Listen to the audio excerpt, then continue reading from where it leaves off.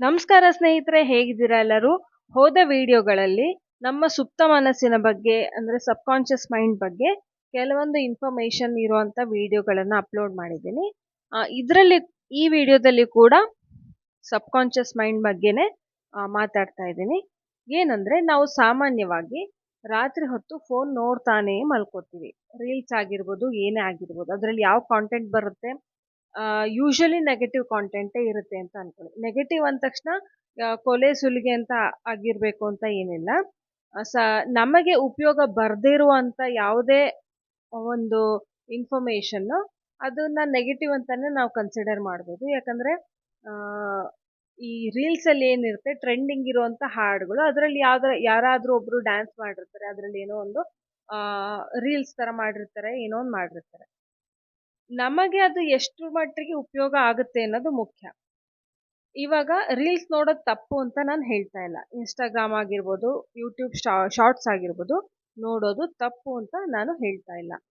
ನಮಗೆಲ್ರಿಗೂ ಅಭ್ಯಾಸ ಇರುತ್ತೆ ಸ್ವಲ್ಪ ಹೊತ್ತು ರಿಲ್ಯಾಕ್ಸ್ ಆಗಕ್ಕೆ, ನಮ್ಮ ಕೆಲಸದ ಮೂಡಿಂದ, ನಮ್ಮ ಯಾವುದೋ ಒಂದು ತಲೆನೋವಿಂದ ಹೊರಗಡೆ ಬರಬೇಕು ಅಂದ್ರೆ ನಾವು ಒಂದು ಸ್ವಲ್ಪ ಹೊತ್ತು ನೋಡ್ತೀವಿ. ಆದರೆ ರಾತ್ರಿ ಹೊತ್ತು ಅದನ್ನ ನೋಡ್ತಾನೇ ಮಲಗುವಂತ ಕೆಲವೊಂದು ಅಭ್ಯಾಸ ಇರುತ್ತೆ. ಅದರ ಪರಿಣಾಮ ನಿಮ್ಮ ಮನಸ್ಸಿನ ಮೇಲೆ ಏನಾಗಬಹುದು ಅನ್ನೋದು ನೋಡೋಣ. ಈ ನಿದ್ರೆ ಬಗ್ಗೆ ಒಂದು ವಿಡಿಯೋ ಮಾಡಿದ್ದೆ. ಅದರಲ್ಲಿ ನಿಮ್ಮ ಸ್ಲೀಪ್ ಸೈಕಲ್ ಬಗ್ಗೆ ನಾನು ಇನ್ಫಾರ್ಮೇಶನ್ ಕೊಟ್ಟಿದ್ದೆ. ಅಂದ್ರೆ ನಮ್ಮ ನಿದ್ರೆಯಲ್ಲಿ ಯಾವ ರೀತಿ ನಮ್ಮ ಮೆದುಳು ನಿಧಾನವಾಗಿ ತನ್ನ ಕಾರ್ಯಚಟುವಟಿಕೆಯನ್ನ ಮಾಡತ್ತೆ. ಎಲ್ಲಾ ಅಂಗಾಂಗಗಳು ನಿದ್ರೆ ವಿಶ್ರಾಂತಿ ಮಾಡಿದ್ರು ಕೂಡ ನಮ್ಮ ಹಾರ್ಟು ಮತ್ತೆ ಬ್ರೈನ್ ಮಾತ್ರ ನಿರಂತರವಾಗಿ ಕೆಲಸ ಮಾಡ್ತಾನೇ ಇರುತ್ತೆ. ನಮ್ಮ ಬ್ರೈನ್ ಅಲ್ಲಿ ಕೆಲವೊಂದು ಪಾರ್ಟ್ ಮಾತ್ರ ರೆಸ್ಟ್ ಮಾಡುತ್ತೆ, ಇನ್ನು ಕೆಲವೊಂದು ವರ್ಕ್ ಮಾಡ್ತಾನೆ ಇರುತ್ತೆ. ನಾವು ಎಚ್ಚರ ಇದ್ದಾಗ ನಾವು ಕಾನ್ಶಿಯಸ್ ಮೈಂಡ್ ಜಾಸ್ತಿ ವರ್ಕ್ ಮಾಡ್ತೀವಿ. ನಿಮಗೆ ಕಾನ್ಶಿಯಸ್ ಮೈಂಡ್ ಅಂದ್ರೆ ಏನು, ಸಬ್ ಕಾನ್ಶಿಯಸ್ ಮೈಂಡ್ ಅಂದ್ರೆ ಏನು ಅನ್ನೋದು ಡೀಟೇಲ್ ಆಗಿ ಗೊತ್ತಾಗಬೇಕು ಅಂದ್ರೆ ಅದನ್ನು ಕೂಡ ಹಿಂದಿನ ವಿಡಿಯೋದಲ್ಲಿ ಚಾನೆಲ್ ನಲ್ಲಿ ಸರ್ಚ್ ಮಾಡಿ. ನಮ್ಮ ಕಾನ್ಶಿಯಸ್ ಮೈಂಡು ವರ್ಕ್ ಮಾಡ್ತಾ ಇರುತ್ತೆ. ಅಂದ್ರೆ ನಾವು ದೈನಂದಿನ ಚಟುವಟಿಕೆ ಏನ್ ಮಾಡ್ತೀವಿ, ನಾವು ಯಾವ ರೀತಿ ಲಾಜಿಕ್ ಯೂಸ್ ಮಾಡ್ತೀವಿ, ಅದೆಲ್ಲ ಕಾನ್ಶಿಯಸ್ ಮೈಂಡ್ ಇಂದ ನಡೀತಾ ಇರುತ್ತೆ. ಆದರೆ ನಮ್ಮ ಮುಖ್ಯವಾಗಿ ಬೇಕಾಗಿರೋದು ನಮ್ಮ ಪರ್ಸನಾಲಿಟಿ ಹೇಗಿರ್ಬೇಕು, ನಮ್ಮ ಕಮ್ಯುನಿಕೇಶನ್ ಏನಿರ್ಬೇಕು, ಅದು ನಮ್ಮ ಸಬ್ ಕಾನ್ಶಿಯಸ್ ಮೈಂಡ್ ಕಂಟ್ರೋಲ್ ಮಾಡ್ತಾ ಇರುತ್ತೆ. ಅಂದ್ರೆ 95% ಆಫ್ ನಮ್ಮ ಥಾಟ್ಸ್ ಏನಿರುತ್ತೆ, ನಮ್ಮ ಆಲೋಚನೆಗಳು, ನಮ್ಮ ಬಾಡಿ ಲ್ಯಾಂಗ್ವೇಜು, ನಮ್ಮ ಪರ್ಸನಾಲಿಟಿ, ನಾವು ಯಾವ ರೀತಿ ರಿಯಾಕ್ಟ್ ಮಾಡ್ತೀವಿ, ನಾವು ಯಾವ ರೀತಿ ಕೋಪ ಮಾಡ್ಕೊಳ್ತೀವಿ, ಯಾವ ಕಾರಣಕ್ಕೆ ಕೋಪ ಮಾಡ್ಕೊಳ್ತೀವಿ, ಎಲ್ಲದೂ ಕೂಡ ಅದನ್ನ ಕಂಟ್ರೋಲ್ ಇಟ್ಟಿರೋದು ಅಂದ್ರೆ ನಮ್ಮ ಸಬ್ ಕಾನ್ಶಿಯಸ್ ಮೈಂಡ್. ನಮ್ಮ ಸಬ್ ಕಾನ್ಶಿಯಸ್ ಮೈಂಡ್ ತುಂಬಾ ಆಕ್ಟಿವ್ ಆಗಿರೋದು ಯಾವಾಗ, ನಾವು ನಿದ್ದೆ ಮಾಡಿದಾಗ. ನಿದ್ದೆಯಲ್ಲಿ 5 ಹಂತಗಳಿರುತ್ತೆ. ನಿದ್ರಾ ಚಕ್ರ ಅಂದ್ರೆ ಏನು ಅಂತಾನು ನಾನೊಂದು ವಿಡಿಯೋ ಮಾಡಿದ್ದೀನಿ, ಅದನ್ನ ನೀವು ಚೆಕ್ ಮಾಡಿದ್ರೆ ಗೊತ್ತಾಗುತ್ತೆ. ನಿದ್ರೆಯಲ್ಲಿ 5 ಹಂತ ಇರುತ್ತೆ. ಫಸ್ಟ್ ಹಂತದಲ್ಲಿ ನಾವು ಸ್ವಲ್ಪ ಲೈಟ್ ಆಗಿ ನಿದ್ರೆ ಹೋಗಿರುತ್ತೆ, ಆಮೇಲೆ ಬರ್ತಾ ಬರ್ತಾ ಗಾಢವಾಗುತ್ತೆ, ಆಮೇಲೆ ಬರ್ತಾ ಬರ್ತಾ ನೆಕ್ಸ್ಟ್ ಸ್ಟೇಜಿಗೆ ಹೋಗುತ್ತೆ, ಆಮೇಲೆ ಕನಸು ಬೀಳುವಂತ ಸ್ಟೇಜಿಗೆ ಹೋಗುತ್ತೆ. ಈ ಎಲ್ಲದನ್ನು ನಮ್ಮ ಸಬ್ ಕಾನ್ಶಿಯಸ್ ಮೈಂಡ್ ಹ್ಯಾಂಡಲ್ ಮಾಡುತ್ತೆ. ಯಾಕೆ ರಾತ್ರಿ ಹೊತ್ತು ನಮ್ಮ ಸಬ್ ಕಾನ್ಶಿಯಸ್ ಮೈಂಡ್ ಹ್ಯಾಂಡಲ್ ಮಾಡುತ್ತೆ ಅಂದ್ರೆ, ನಾವು ನೋಡುವಂತಹ ಕೇಳುವಂತಹ ಎಲ್ಲಾ ಇನ್ಫಾರ್ಮೇಶನ್ ಕೂಡ ನಮ್ಮ ಸಬ್ ಕಾನ್ಶಿಯಸ್ ಮೈಂಡ್ ಅಲ್ಲಿ ಪರ್ಮನೆಂಟ್ ಆಗಿ ಉಳ್ಕೊಳ್ಳುತ್ತೆ. ಅಂದ್ರೆ ಪರ್ಮನೆಂಟ್ ಆಗಿ ಆ ಇನ್ಫಾರ್ಮೇಶನ್ ನ ಆ ಸಬ್ ಕಾನ್ಶಿಯಸ್ ಮೈಂಡ್ ಇಟ್ಕೊಳುತ್ತೆ. ಅದರ ಬೇಸಿಸ್ ಮೇಲೆ ಸಬ್ ಕಾನ್ಶಿಯಸ್ ಮೈಂಡಿಗೆ ಯಾವುದೇ ಲಾಜಿಕ್ ಇಲ್ಲ. ನೀವು ಯಾವುದೇ ಇನ್ಫಾರ್ಮೇಶನ್ ಅದನ್ನ ಕೊಟ್ರು ಅದು ಯಾವ ರೀತಿ, ಸಣ್ಣ ಮಗು ಒಂದು ಭೂತ ಬರುತ್ತೆ ಅಂದ್ರೂ ನಂಬತ್ತೆ, ಒಂದು ದೇವತೆ ಬರುತ್ತೆ ಅಂದ್ರೂ ನಂಬತ್ತೆ, ದೇವ್ರು ಬರುತ್ತೆ ಅಂದ್ರೂ ನಂಬತ್ತೆ. ಹಾಗೆ ನಮ್ಮ ಸಬ್ ಕಾನ್ಶಿಯಸ್ ಮೈಂಡು ಸಹ ನೀವು ಯಾವುದೇ ಇನ್ಫಾರ್ಮೇಶನ್ ಕೊಟ್ಟರು ಸಹ ಅದು ನಿಜ ಅನ್ನುವ ರೀತಿಯಲ್ಲಿ ನಮ್ಮ ಮನಸ್ಸಿನೊಳಗೆ ಅದನ್ನ ಅಚ್ಚೊತ್ತು ಬಿಡುತ್ತೆ. ಆದ್ರೆ ಹೇಗ್ ಸಾಧ್ಯ ರೀ, ಲಾಜಿಕ್ ಇಲ್ಲದೆ ನಮ್ಮ ಮೈಂಡ್ ವರ್ಕ್ ಮಾಡೋದಕ್ಕೆ ಹೇಗ್ ಸಾಧ್ಯ ಅಂತ ನೀವು ಅನ್ಬೋದು. ಎಷ್ಟೋ ಜನಕ್ಕೆ ಪ್ಯಾನಿಕ್ ಅಟ್ಯಾಕ್ಸ್ ಆಗುತ್ತೆ.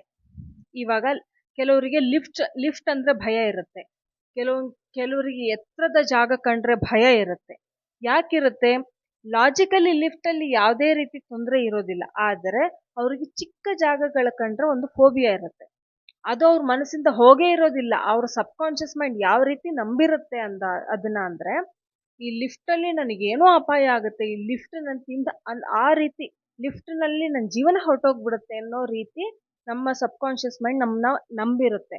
ಅದೇ ರೀತಿ ನಿಮಗೆ ಆಶ್ಚರ್ಯ ಆಗ್ಬೋದು, ನಮ್ಮ ಸಬ್ಕಾನ್ಷಿಯಸ್ ಮೈಂಡ್ ಯಾವುದನ್ನ ನಂಬುತ್ತೋ ಅದೇ ರೀತಿಯಲ್ಲೇನೆ ನಮ್ಮ ಕಾನ್ಷಿಯಸ್ ಮೈಂಡು ಮತ್ತೆ ನಮ್ಮ ಬಾಡಿ ರಿಯಾಕ್ಟ್ ಮಾಡುತ್ತೆ. ಅವ್ರು ಎಷ್ಟು ಪ್ಯಾನಿಕ್ ಆಗಿರ್ತಾರೆ, ಕೆಲವರಿಗೆ ಫೋಬಿಯಾ ಇದ್ದವರಿಗೆ ಯಾವ ರೀತಿ ಪ್ಯಾನಿಕ್ ಆಗಿರ್ತಾರೆ ಅಂದ್ರೆ, ನೀವು ಯಾವುದೇ ಲಾಜಿಕ್ ಕೊಟ್ಟು ಅವ್ರು ಹೇಳಿದ್ರು ಇಲ್ಲ ಯಾವುದೇ ತೊಂದರೆ ಆಗೋದಿಲ್ಲ, ನಿಮಗೆ ಲಿಫ್ಟಲ್ಲಿ ಈ ಫೋಬಿಯಾ ಇರೋರಿಗೆ ನೋಡಿ ಇಲ್ಲ ಯಾವುದೇ ತೊಂದರೆ ಆಗೋದಿಲ್ಲ ಅಂತ ನೀವು ಎಷ್ಟೇ ಬಾರಿ ಅವರಿಗೆ ಪ್ರಯತ್ನ ಪಟ್ಟು ಹೇಳಿ ಅವ್ರು ಅದನ್ನ ಅರ್ಥ ಮಾಡ್ಕೊಳ್ಳೋದಿಲ್ಲ.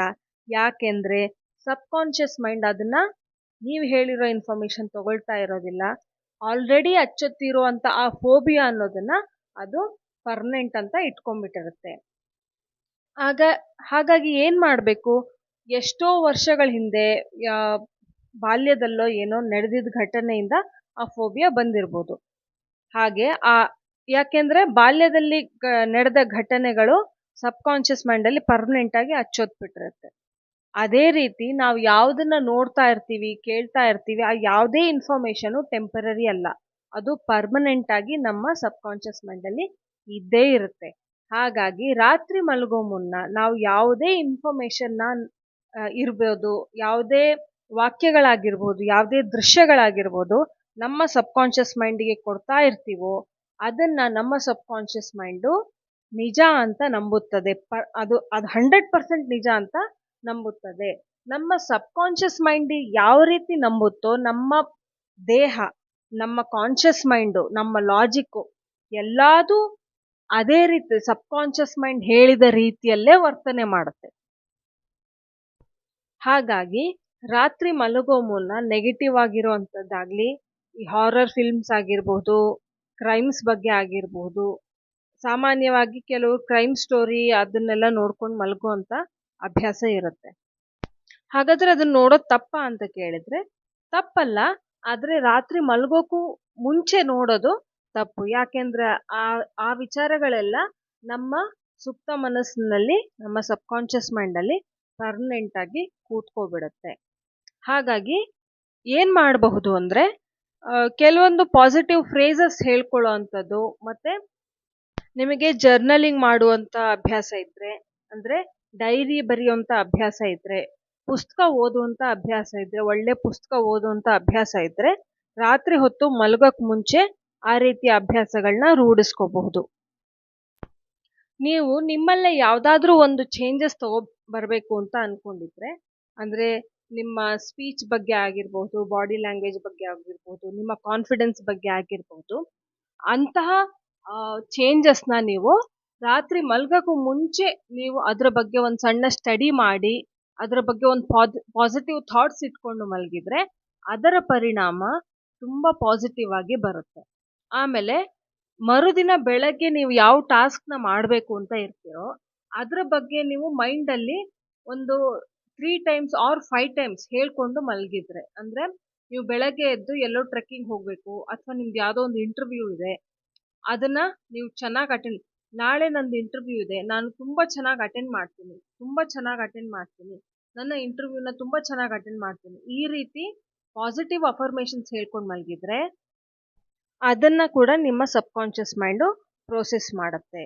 ಹೀಗಾಗಿ ತುಂಬಾ ಜನ ಸಕ್ಸಸ್ಫುಲ್ ಜನರನ್ನ ನೀವು ನೋಡಿದ್ರೆ ಅವರು ರಾತ್ರಿ ಹೊತ್ತು ಫೋನ್ ನೋಡೋದಾಗ್ಲಿ, ರೀಲ್ಸ್ ನೋಡೋದಾಗ್ಲಿ ಇರೋದಿಲ್ಲ. ಅವ್ರು ಯಾವ್ದಾದ್ರು ಒಂದು ಬುಕ್ಸ್ ಓದುವಂತ, ತಮ್ಮ ಇಷ್ಟಪಡೋ ಬುಕ್ಸ್ ಓದುವಂತಹ ಅಥವಾ ಏನಾದ್ರೂ ಬರೆಯುವಂತಹ ಒಂದು ಅಭ್ಯಾಸ ಇಟ್ಕೊಂಡಿರ್ತಾರೆ. ಯಾಕೆಂದ್ರೆ ಅದರ ಪರಿಣಾಮಗಳು ಏನು ಅನ್ನೋದು ಅವ್ರಿಗೆ ಗೊತ್ತಿರುತ್ತೆ. ಯಾಕಂದ್ರೆ ಮರುದಿನದ ಎಲ್ಲಾ ಆಕ್ಟಿವಿಟಿಗಳ ಮೇಲೂ ಆ ಪಾಸಿಟಿವ್ ಥಾಟ್ಸ್ ಪರಿಣಾಮ ಬೀರುತ್ತೆ. ಹಾಗಾಗಿ ನಿಮ್ಮ ಅಭ್ಯಾಸಗಳನ್ನು ಕೂಡ ಪಾಸಿಟಿವ್ ಆಗಿ ಇಟ್ಕೊಳ್ಳಿ. ಮಲಗೋ ಮುಂಚೆ ಪಾಸಿಟಿವ್ ಅಫರ್ಮೇಷನ್ಸ್ ಹೇಳ್ಕೊಳ್ಳಿ, ಇಲ್ಲದಿದ್ರೆ ಜರ್ನಲಿಂಗ್ ಮಾಡಿ, ಇಲ್ಲದಿದ್ರೆ ಮಿರರ್ ಟೆಕ್ನಿಕ್ ಅಂತ ಏನಿದೆ, ನಮ್ಮ ಸಬ್ಕಾನ್ಷಿಯಸ್ ಮೈಂಡ್ನ ರೀಪ್ರೋಗ್ರಾಮ್ ಮಾಡುವಂಥದ್ದು, ಅದನ್ನ ರಾತ್ರಿ ಹೊತ್ತು ಮಲಗಕ್ಕೆ ಮುಂಚೆ ಯೂಸ್ ಮಾಡಿ ಅದೇ ಪಾಸಿಟಿವ್ ಥಾಟ್ಸ್ನಲ್ಲಿ ನೀವು ನಿದ್ರೆಗೆ ಹೋಗ್ಬೋದು. ಇದರಿಂದ ನಿಮ್ಮ ನೆಕ್ಸ್ಟ್ ದಿನದ ಜರ್ನಿ ಏನಿರುತ್ತಲ್ಲ ಅದು ಒಂದು ಪಾಸಿಟಿವ್ ನೋಟಲ್ಲಿ ಶುರುವಾಗುತ್ತೆ. ಸೊ ಇದಿಷ್ಟು ರಾತ್ರಿ ಹೊತ್ತು ನಾವು ಮಲಗಕ್ಕೆ ಮುಂಚೆ ಫೋನ್ ನೋಡಿದ್ರೆ ಏನು ಪರಿಣಾಮ ಆಗುತ್ತೆ ಅನ್ನೋದ್ರ ಬಗ್ಗೆ ಇನ್ಫಾರ್ಮೇಷನ್ನು. ಇಷ್ಟೊತ್ತು ನನ್ನ ಮಾತನ್ನ ಪೇಷನ್ಸಿಂದ ಕೇಳಿಸ್ಕೊಂಡಿದ್ದಕ್ಕೆ ಥ್ಯಾಂಕ್ ಯು ಸೋ ಮಚ್. ಈ ವಿಡಿಯೋ ನಿಮಗೆ ಇಷ್ಟ ಆಗಿದ್ದಲ್ಲಿ ವಿಡಿಯೋನ ಲೈಕ್ ಮಾಡಿ, ಶೇರ್ ಮಾಡಿ, ಸಬ್ಸ್ಕ್ರೈಬ್ ಮಾಡಿ, ಬೆಲ್ ಐಕಾನ್ ಕ್ಲಿಕ್ ಮಾಡೋದಕ್ಕೆ ಮರಿಬೇಡಿ. ಮುಂದಿನ ವಿಡಿಯೋ ಯಾವ ಟಾಪಿಕ್ ಮೇಲೆ ಮಾಡಬಹುದು ಅನ್ನೋದನ್ನು ಕಮೆಂಟ್ಸ್ ಬಾಕ್ಸ್ನಲ್ಲಿ ತಿಳಿಸಿ. Thank you so much for watching.